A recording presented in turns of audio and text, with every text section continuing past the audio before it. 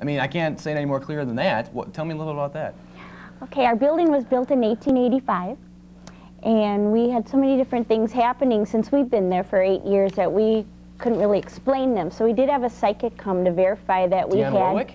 No. Roddy? No, he wasn't available. Oh. This gentleman's name was Carl Schultz. Okay. And he was a professional hypnosis. Actually, he did pass away about a year ago, but we fortunately were able to see him before he did.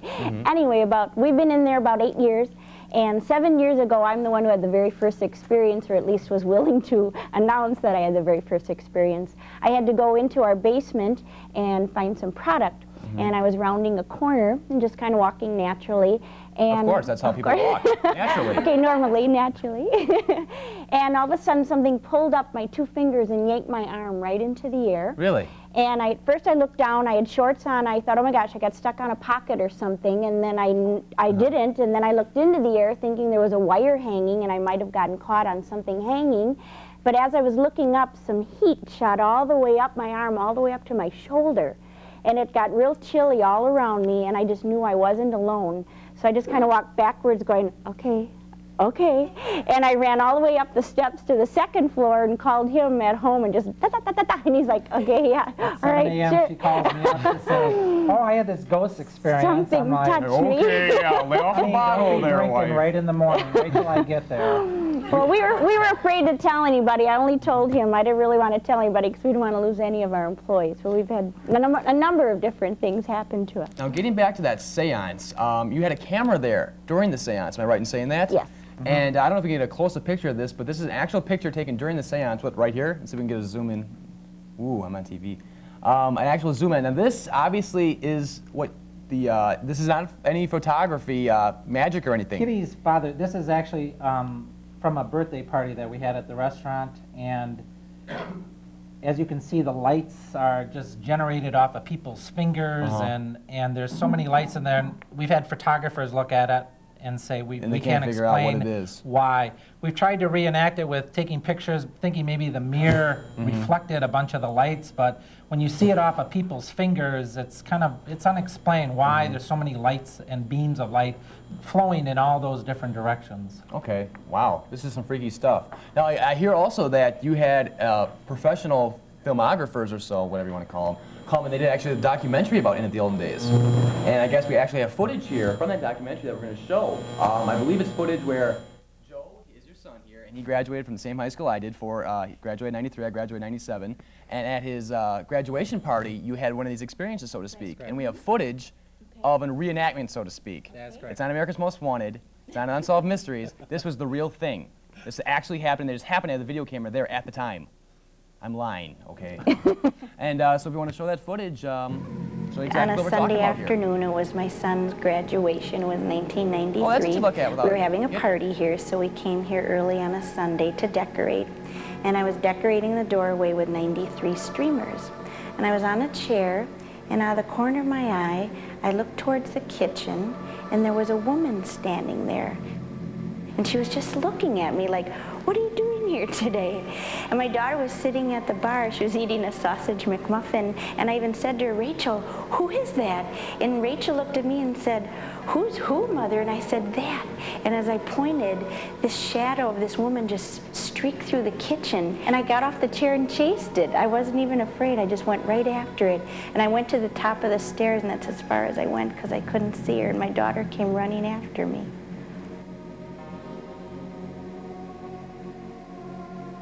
For our first Halloween that we were here at our restaurant. Welcome back. That was footage of your actual restaurant in Mukwanigo. In at the Olden Days. If you're just joining us, we were talking with Joe and, Joe, why do I keep saying, well, I know I keep saying Joe, but Bob and Kitty Kokot, who own a haunted restaurant, so to speak. I guess we have to take a quick commercial break, and we'll finish up with Bob and Kitty. We'll be right back. And also, we're giving you guys some free prizes right after this. Late Night in Whitewater, right back. Stay here.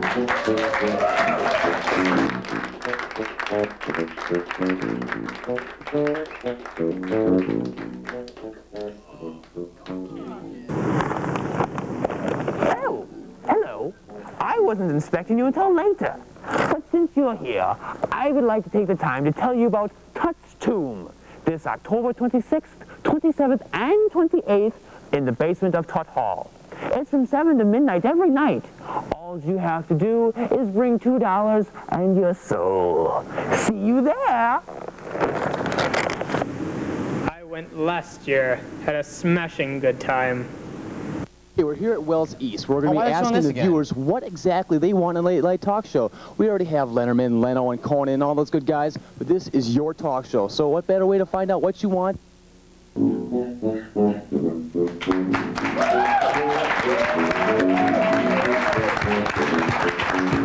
Welcome back, late night in Whitewater. Talking with Bob and Kitty Cocott, restaurant owners, haunted house. Not haunted house, haunted restaurant. You ever think about like opening up your own haunted house and restaurant, or hey, make some extra cash, sell some food, make some extra cash, especially this time of year because it's Halloween. Go That figure. way we'll have food and spirits that we serve There you go. at our restaurant. So did you ever like talk to them at all, the spirits that came to visit? Like, you know, invite them down for a drink or? It's more like lately we're hearing our names a lot. Oh really? People will Well, say, see, they're like- getting to know you now. And they'll like true. Bob, and you'll look and there's no one. And more of my help have said, you know, I hear my name, but there's nobody around. And that just seems to be more and more common, especially in the last 6 months. There you go. It's In at the Olden Days restaurant located on Highway 83. In McGuanago. See, 'cause I live there. I know this stuff. Highway 83 in Mukwonago. Bob and Kitty Cocott, thanks very much for coming on the show. Thank you for I'd shake your hand, but like I said, the whole amphibian thing. At this time, we would like to bring Mr. Seth Kirkheat down here. Seth will be down here in just a couple of minutes, and he's going to be judging some Halloween costumes. Obviously, this is our big Halloween show, and a lot of people dressed up here in the audience. We got like a Minnie Mouse in there. We got a Casper, I think. We got Mr. Michael Jackson himself. We got, I don't even want to know what that is. And Seth will be down here in a couple minutes judging his Halloween costumes. Until then, is Seth going to come down here, guys? Do we have Seth? Do we have Seth? He's not going to come down. He's not going to come down quite yet. A little video footage for you. Oh, what's that of? Well, I think it's of you getting a little decked out. Oh, really? Yeah. Okay, well, a couple weeks ago, down in the basement of the Center of the Arts building, Seth did a makeup job on me, so to speak, and, well, we're going to show that footage right now. This is Seth Kirkheat doing makeup on yours truly. Let's roll the footage. Oh, this isn't Seth. I mean... Hi. What are you going to be for Halloween this year, Jenny? An angel. You're going to be an angel? We got a match made in heaven right here. No pun intended. You going anywhere for Halloween? I got invited to a party. Evan, what are you going to be for Halloween this year? I have no clue. What's your name, dude? Frank. Frank, what are you going to be for Halloween this year? Huh? Rob, what are you going to be for Halloween? I have no idea. What? What are you going to be for Halloween? I'm gonna be probably Dracula. I don't know. We're offering free back rubs. Do you guys want a free back rub? Free back rub. Yeah. Here, we hope you enjoy this little segment, and remember, I'm out to get ya.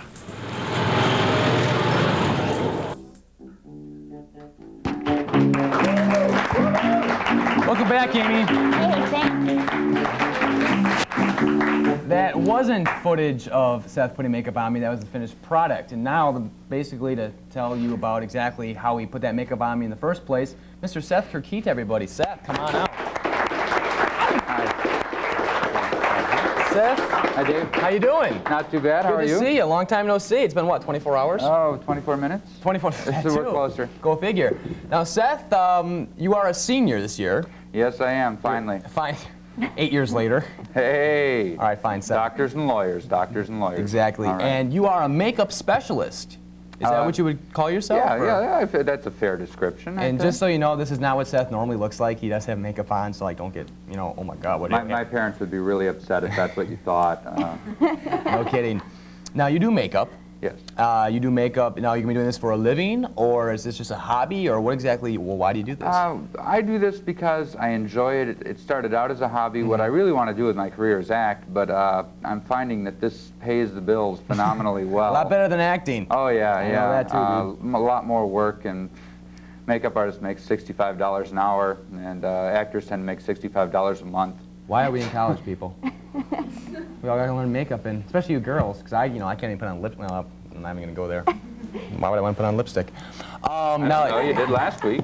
That's right. Actually, you put the lipstick on. Oh, hey. You put the lipstick on. All right. Also, you are in charge of Touch Tomb. I am indeed. You are the man who organizes all that stuff. We just saw a commercial for that. Yeah. It's only 10 o'clock. If you have a couple of hours, you want to head on down to Touch Tomb. located in the basement of Tutt Hall. This is the man who organized all this. Very, very cool. I've been down there the last couple nights. It's only $2 to get in, too, so check it out. You did all the work. What's it like organizing a haunted house? Well, first of all, I don't want to say I did all the work. Okay. I actually did a very small percentage of it.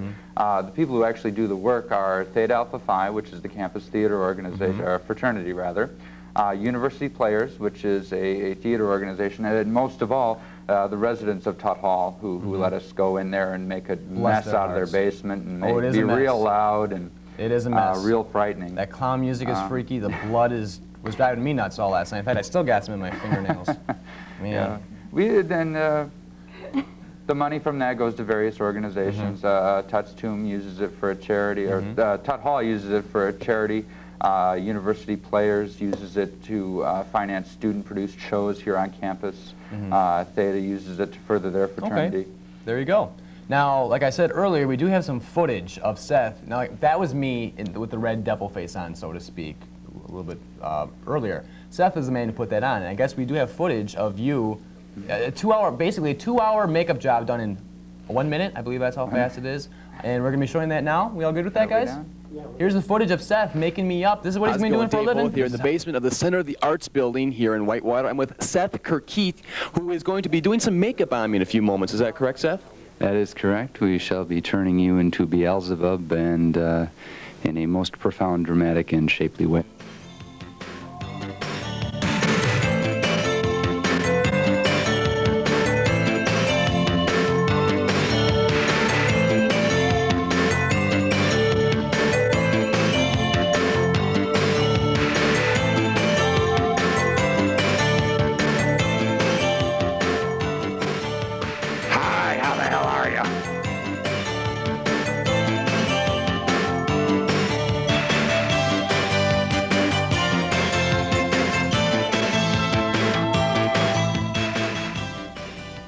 And that is how it's done, everybody. Seth, first off, thank you very much for coming on the show today. We know you took time out of Tut's Tomb for being here. We really appreciate it. And now, being the, you are the man, you know how to judge Halloween stuff, we'd like you to pick a lucky audience member who you feel has done the best job of dressing themselves up to win some cool prizes. So why don't you take a quick look around, scope it out, and those guys around over there? Take a quick look around, go ahead. Oh yeah, right. See who's all take a quick look around, and they'll win some cool Halloween stuff from Late Night in Whitewater here. Wow, let's see. I kind of like the cute guy in the green shirt. You know, I'm thinking. But, okay, give you a decision right now? If you're all set, let's do it. You know what? I'm going to go with the cute guy in the green shirt. Oh, man, come on up here, dude. I really... Oh, my God, it's Dirk Diggler. I like his pants. Come on up. It's Dirk Diggler, everybody. What's your name, dude? Tony Schofield. Tony Schofield. How's it going, bro? Great. Dirk Diggler. You just say more. You won a Journey to the Unknown True Ghost Stories video. Hey, that's cool. Why didn't I get one of these? Jeez. And I believe a $10 gift certificate to In at the Olden Days. Tony, congratulations, dude. Give it up for Tony.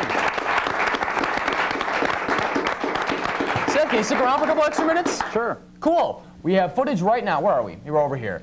Let's now go to the cool. Yeah, I'm an English major. I can't even talk. To the coolest guys in Whitewaters. Each and every week, they are out on the town giving you, the viewer, your say. Here now, I don't even need to introduce these guys. Paul and Luke, everybody, with the Fun Zone.